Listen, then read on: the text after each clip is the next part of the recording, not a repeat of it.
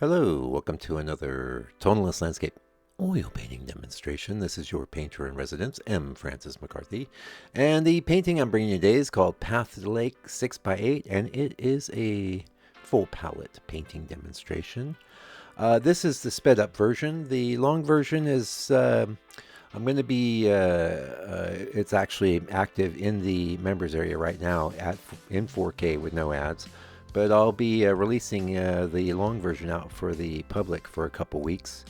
Yeah, about I'd say 3 or 4 days. So if you're in a hurry to check this out with all the yummy information contained, you can just tip on over to the members area and check it out. By the way, there's a bunch of these in the members area because my plan basically is to leave the 15-minute videos up, let the other one run for a little while, and then it all moves to the members area. And that's because the members area is very affordable and the place where people, I assume, that need some teaching are going to want to go.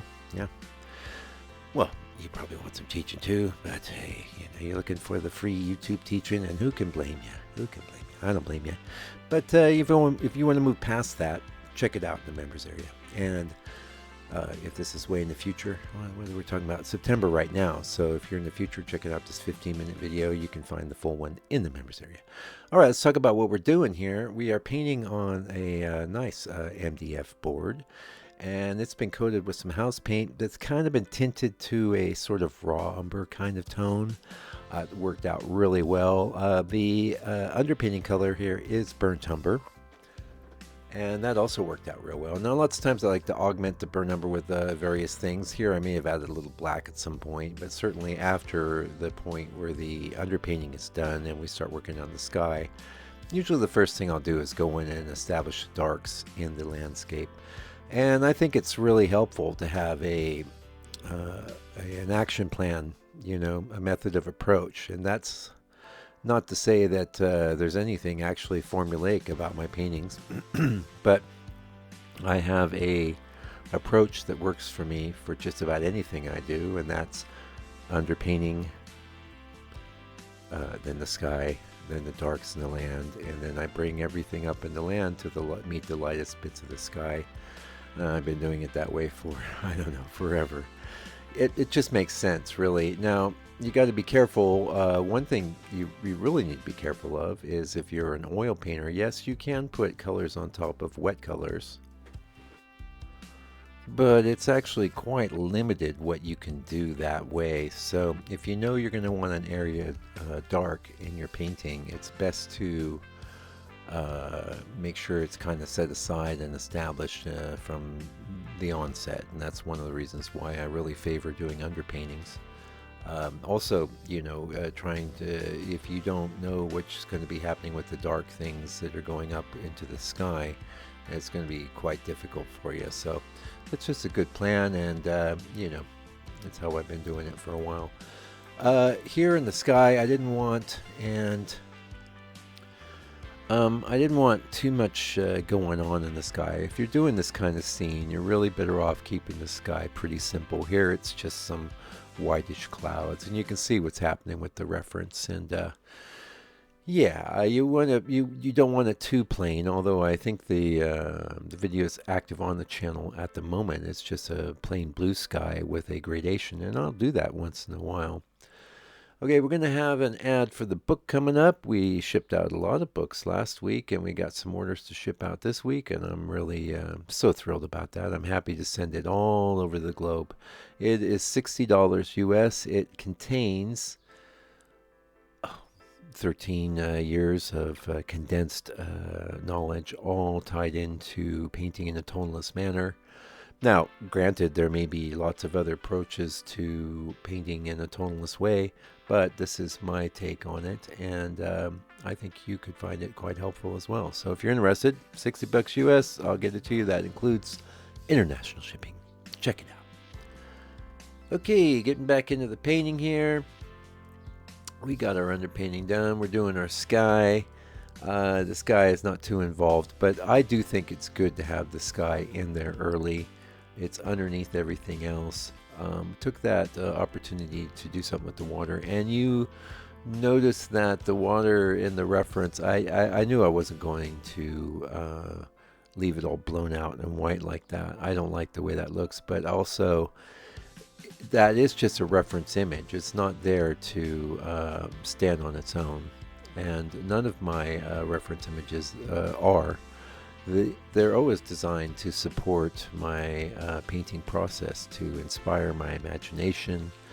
But, I've been saying for years on the channel, even before I had the YouTube channel, I had a blog, and I was talking a little bit about the blog last week. If you go into that 2013 blog, you're going to see me struggle, and you're going to see a big old bunch of redos, and you hardly ever see redos on the channel now. I do them occasionally, but I basically just screw up a lot less. And that's probably something good to talk about the last bit of this video. Like I said, if you want to know a lot more about this particular painting, check it out. Check it out. You'll have access to it at 1080 here in the public domain, and then after that, it's going to be in the members area probably forever. So, but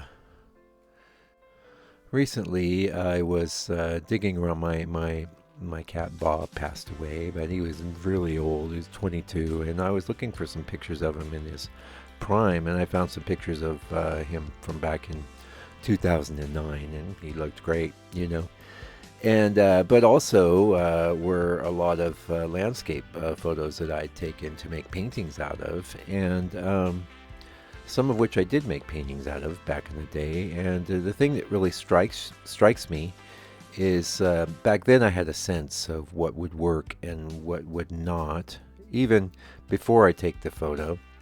Sometimes I'll take the photo anyway because I might be able to make it work. But this is, it starts as an intuition or instinct, and that is always going to be guided by experience. So we're to the point now where I can, after making lots of paintings from lots of different references and then experiencing the compositional cul-de-sacs that often would manifest, things that didn't work. That's almost the only way that you'll get to know what works and what does not. Now, that's not to say that a different artist couldn't make something work that I think would not work. But for the most part, there are things that just will mess with your eyes, or they're distracting.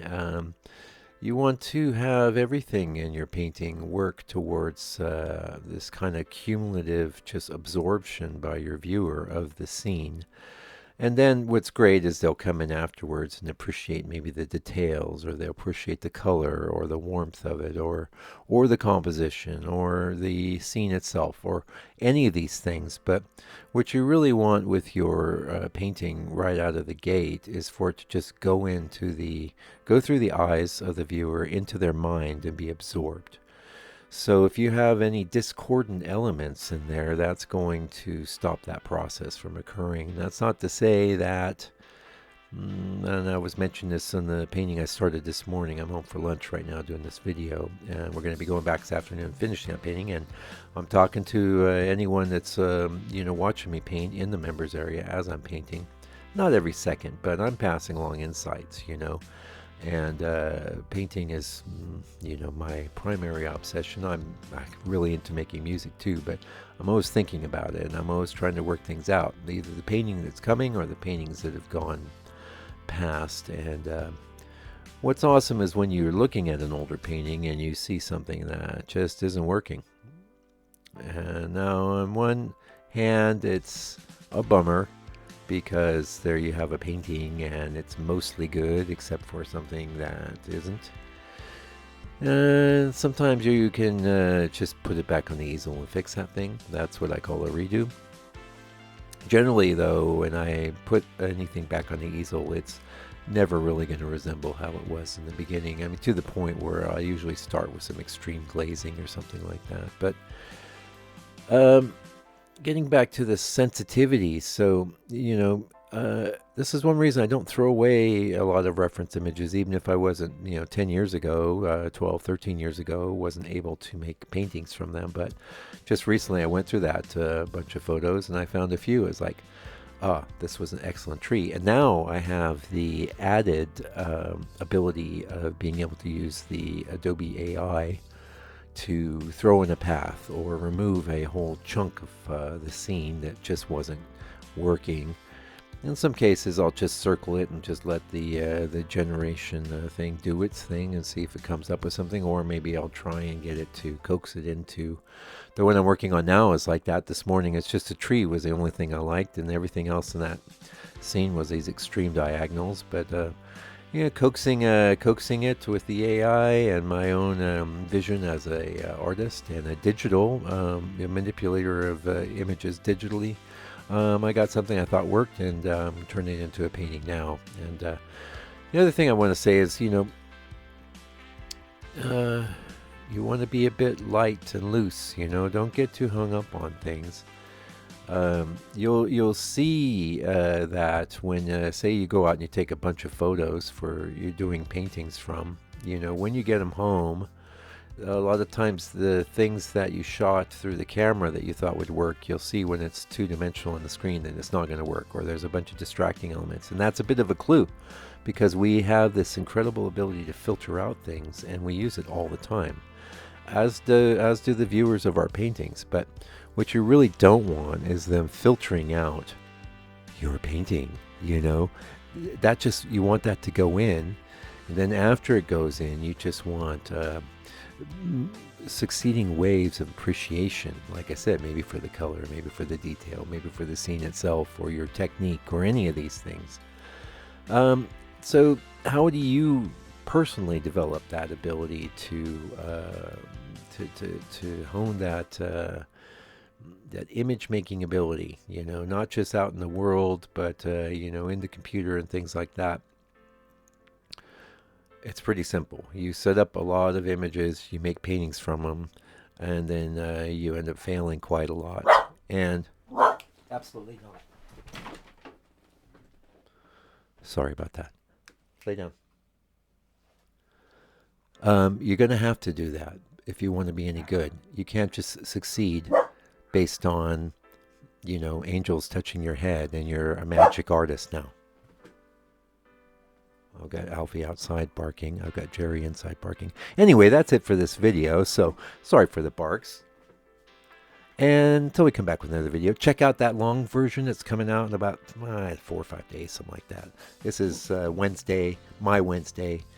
You're going to be your Tuesday, probably around Friday, Saturday. I'll be rolling it out. So, and get on it, check it out. And if you want to see it in 4K with no ads, tip on over to the members area like right now, because it's going to be there. Until they come back with another video for your edification and enjoyment, do me a favor, do me a solid, take good care of yourself, your family, all your loved ones. Stay out of trouble. God bless you and your family, and fight the power.